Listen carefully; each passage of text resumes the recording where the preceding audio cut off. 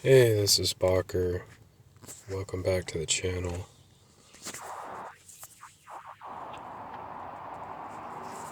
I just wanted to show my setup here. This is my propane. There's my percolator for coffee. This is a memory foam mattress. It's like a really plush one. I split it into 2 layers and cut it shorter to fit my pickup bed. What I'm running with is a 93 Ranger manual 4-cylinder.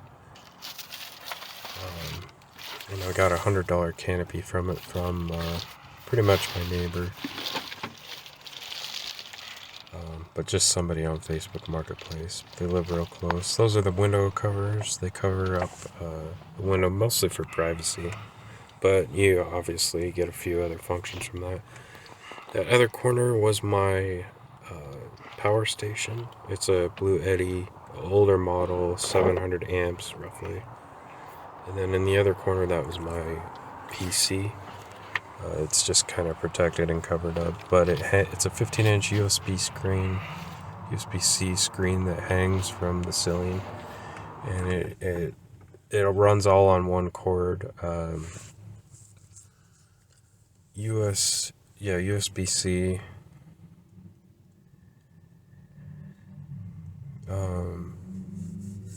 And I've pretty much just been gaming on that, but I do kind of want to do some work, which is kind of why I'm here on YouTube right now.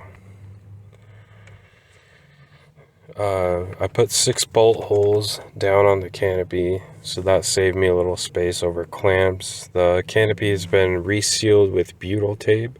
It's been painted white because it was maroon, metallic maroon, to match the truck. Some stuff I've done on the truck is I fixed the right hand door lock just by bending a random piece of metal and making the little piece that was missing.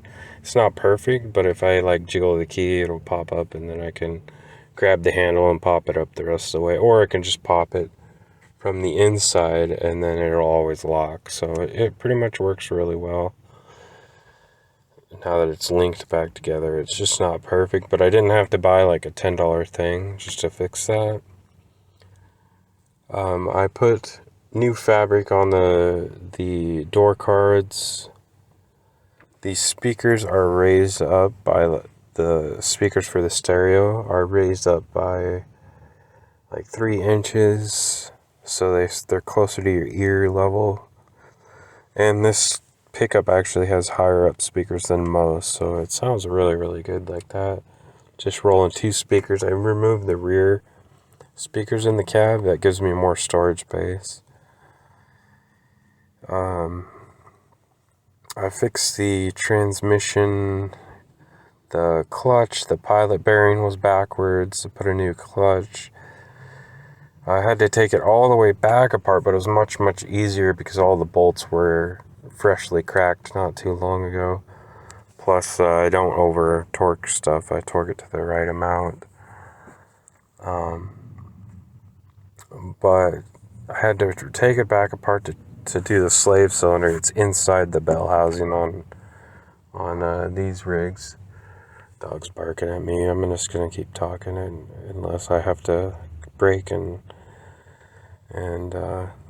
start talking again.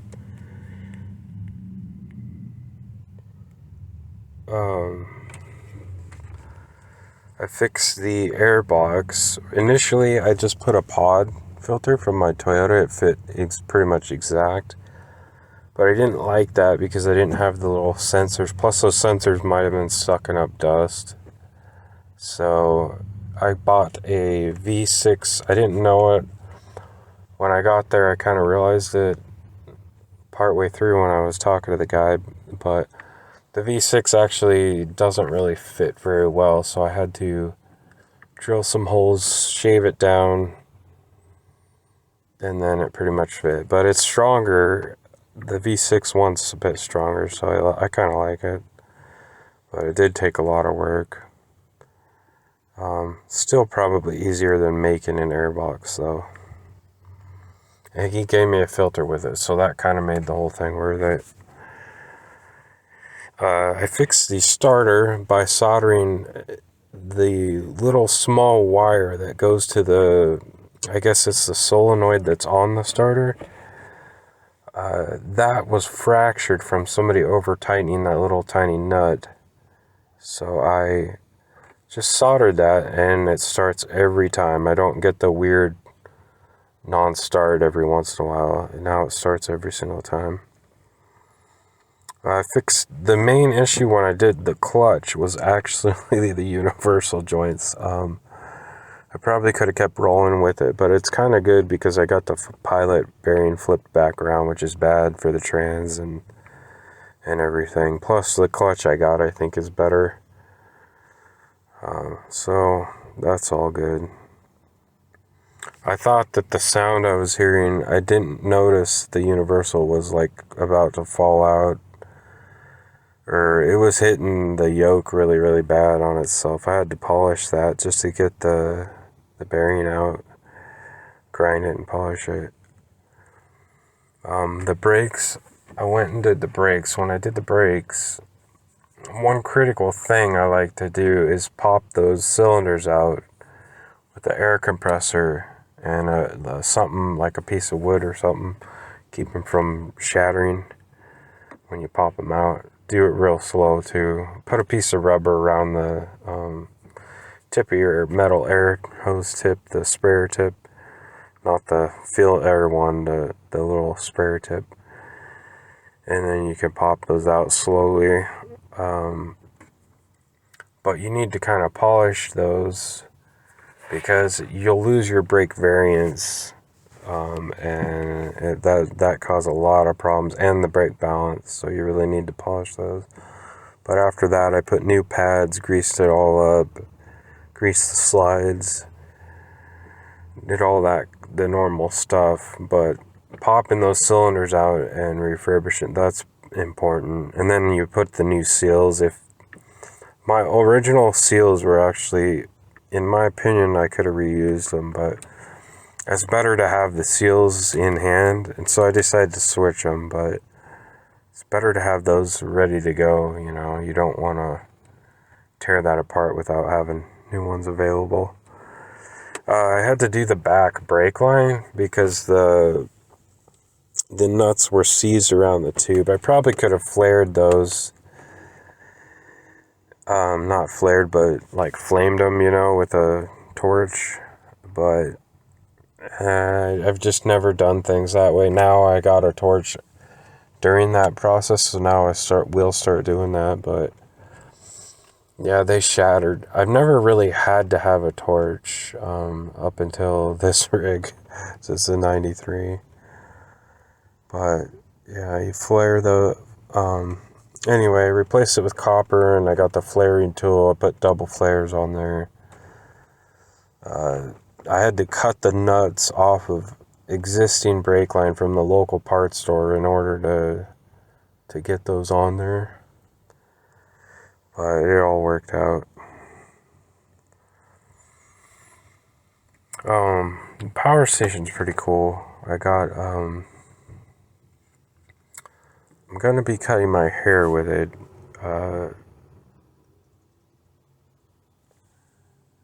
This will be my first time doing it. So far I use my battery powered one, but I'm going to try my electric one. But yeah, normally it's just the PC that I use on there. A few more tips are earplugs and earbuds. I have like 2 sets of cheap earbuds. One was a gift, and then the other is like a $6-7 pair, but they both sound pretty good. But those will help you sleep in a noisy area.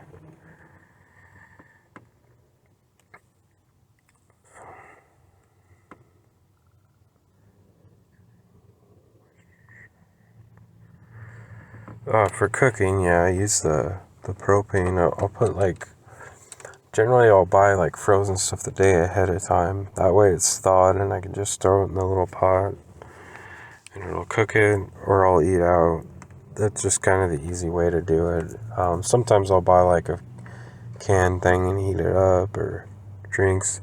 And I got the little percolator for warm drinks. You can either take I fixed my gauge cluster, got all new LEDs in it. I polished the little plastic lens on it. Greased my heater controls. Glued rubber on my pedals.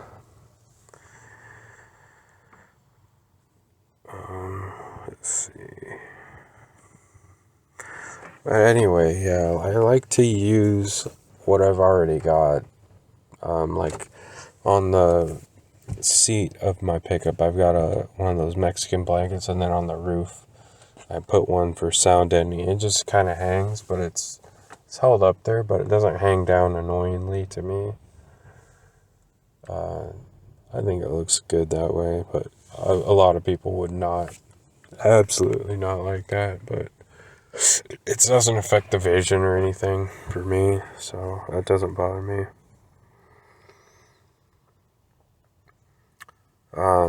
But anyway, this is how I save, I would just say ballpark, $2,100, maybe, 1,800, roughly, 1,800 to $2,100 a month by doing all that. So I fixed the alternator on my pickup as well, and battery out, all the way out, shook it, put it back in, took off. Then the headlights started to die on the way where I was trying to get somewhere closer to the shops where I could buy an alternator and work on it. Anyway, I made it off of there, but man, it was dying. It was really dying. It's like bucking and everything. I had to like turn the headlights off. There was a cop that saw me, but I think he knew something was going on, and I just parked right away. He just left me alone. But so the next day I walked to 2 different places because the alternators were so expensive. They were like 3 times the price I thought it was going to be. It was ridiculous. I was humming and hawing about it, but finally just grabbed one at the first place.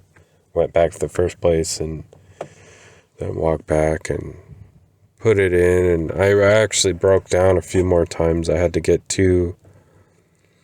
Well, that place I was going to have to get a jump, but then I had to get one more jump because I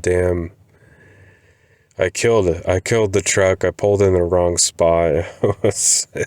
It was quite a day, man.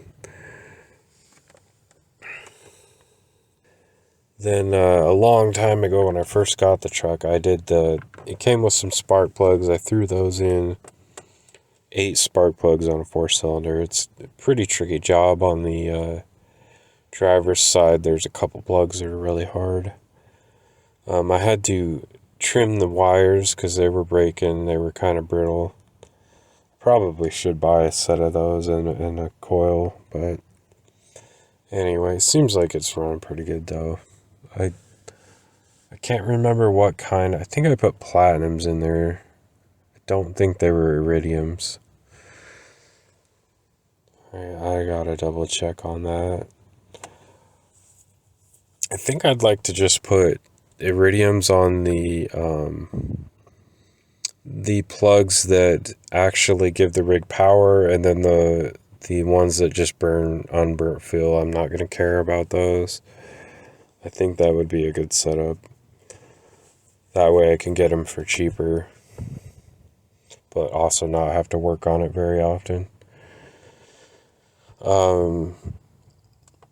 I fixed some dents on the fenders. They're not perfect, but I hammered them out and then put some filler and sanded, painted them. The hood, I tried to fix that one. I think I gotta cut the hole bigger and then finesse that dent out that's on the hood. I polished the corrosion on some of it's the other solenoid up on the firewall. I polished that and some of the other wires around the battery when I was first having that battery issue or starter issue. Eventually I realized what it was though. I also replaced the motor mounts, and then I wanted to talk a little bit more about my computer. Here's some photos of the build. It's a 11 or a 10.5 liter case. I kind of bought the wrong one, but this one is actually smaller, so it's probably better. It just doesn't look as cool as the other one. And they were both about the same price, and it's the wrong power supply, so I had to cut for the power supply, cut a spot for one, a full-size one. But anyway, I spilled coffee on my graphics card, and I managed to get that cleaned up with alcohol, got it back to work, and it wasn't working when I first cleaned it, and then I found some more coffee on it, took it all apart. It comes almost all the way apart except for the plate, the very center plate, but the 2060s, the 2000 series does come apart quite a bit. They're not like glued together until you get to that final plate that's kind of like on the top. But the back comes off, the fan thing, all that comes apart. Anyway, though, I got the whole computer down. There's just one case fan, and then one fan on the GPU directly above the GPU unit. And then the heatsink, just goes out kind of long because it's big. But that's actually kind of ideal, really. You got a big heatsink and just one fan for that setup. And then my computer is running at 9.9 volts undervolted and 2.2 gigahertz, and just all the lights are off. Everything's like super power efficient. So it's getting really good performance per power and per dollar. It's a great setup. So here's kind of my nightstand bag. We'll go through it real quick. I don't drink this stuff, but I got a bunch of those when I used to sell stuff from Goodwill.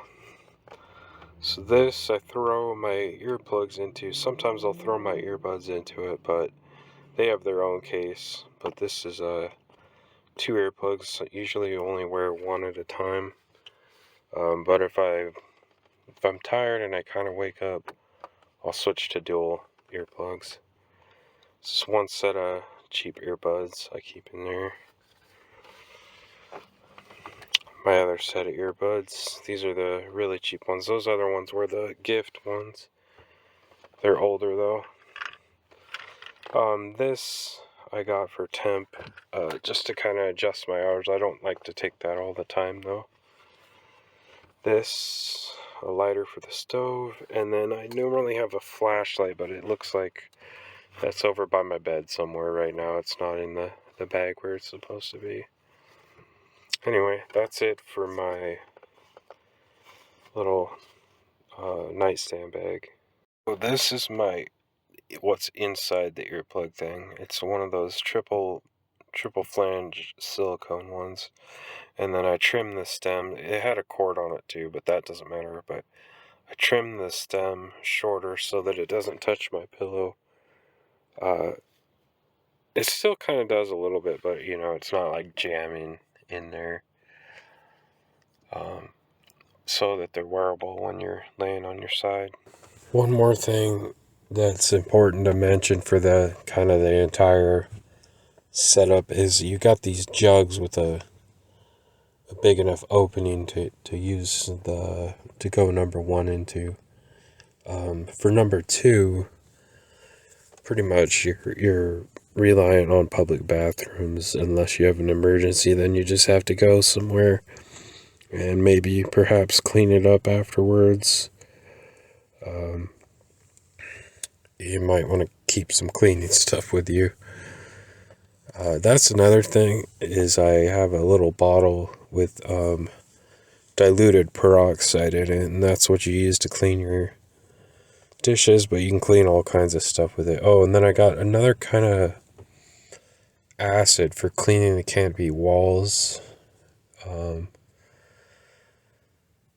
It's an anti-mold cleaner, but I was going to get vinegar, but I couldn't find a spray bottle, so I just bought the cleaner already in there at the dollar store.